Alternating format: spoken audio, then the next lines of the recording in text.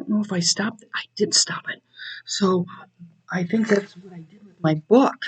In any case, now I'm going to have to upload 2 videos to YouTube. Sorry about that. I hate when that happens.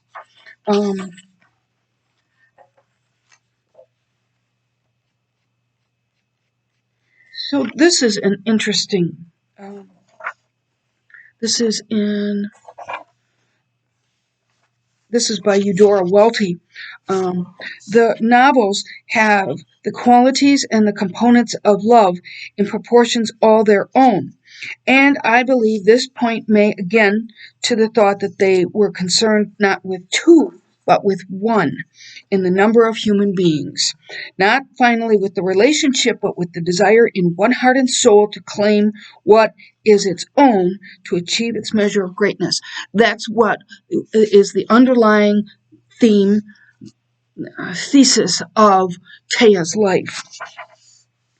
How does Willa Cather make this an emotion for which we have such entire sympathy?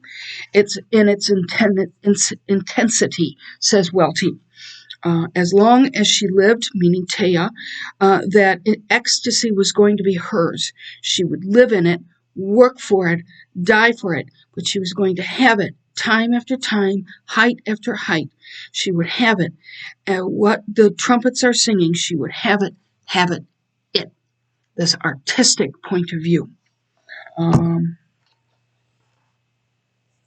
So here is an interesting article, and I found much of this about Cather and her women friends. The frank treatment of sexual relationships that our culture currently tolerates in public discussion has inevitably broadened to include academic discourse.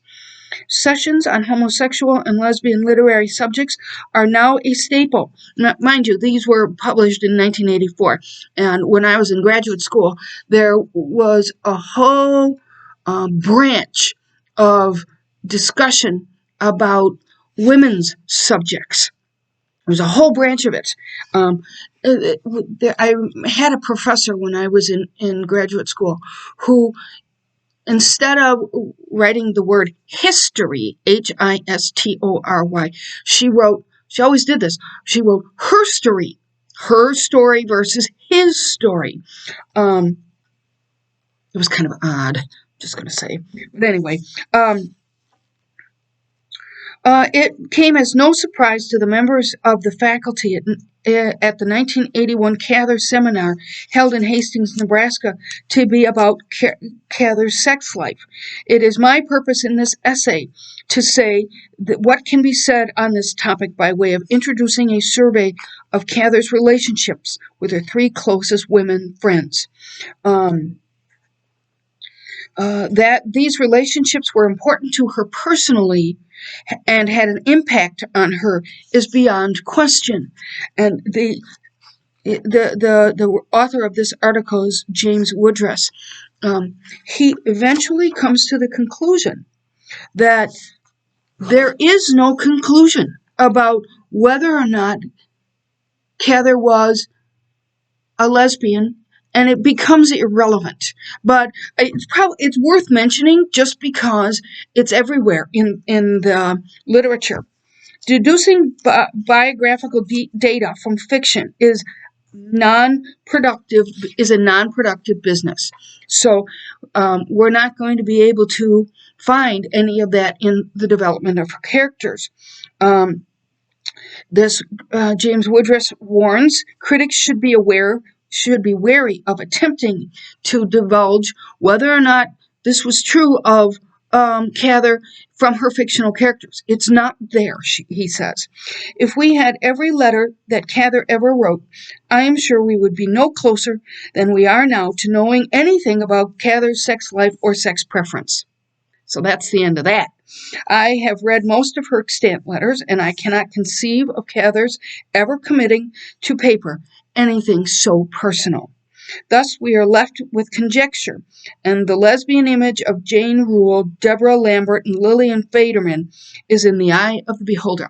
I love that this author came to this conclusion. In other words, if anybody's imposing anything about Cather's personal life from her characters, it's not there. They're fictional. If so, let's see. However, if one defines lesbianism as Federman does, the problem becomes simple. Lesbian describes a relationship in which two women's strongest emotions and affections are directed towards another. Sexual contact may be part of the relationship to a greater or lesser degree, or it may be entirely absent.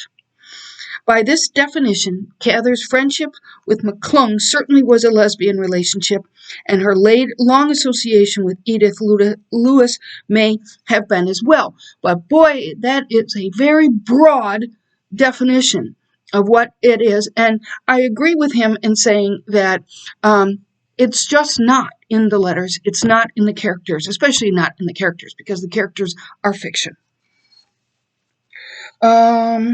Cather was convinced that art and marriage did not mix. I've seen this a jillion times in the literature too.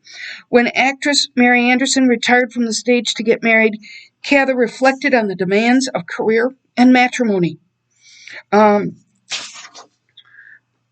She just believed that career and matrimony did not mix. You weren't going to get that high level of achievement in an artist if the artist is committed elsewhere. Let's see. So the three women with whom she is most often associated are Elizabeth McClung, and then Edith Lewis and Elizabeth Sargent. They're prominent in her life, but how they fit into the fiction, we don't know.